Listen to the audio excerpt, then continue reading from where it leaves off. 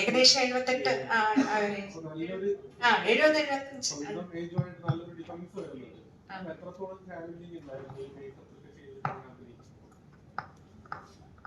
Challenging.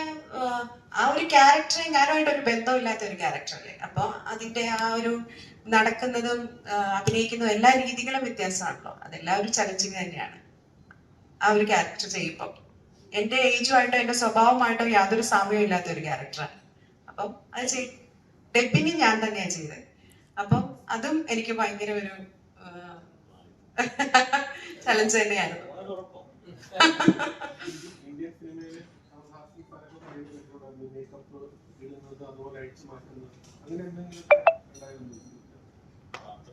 അധികം makeup ഹെയറിലായിരുന്നു വേണ്ടി വന്നിരുന്നത്. എന്നുവെച്ചാൽ ആ ഒരു മനോഹരനാണ് അത് കറക്റ്റ് ആയിട്ട് പറയുക.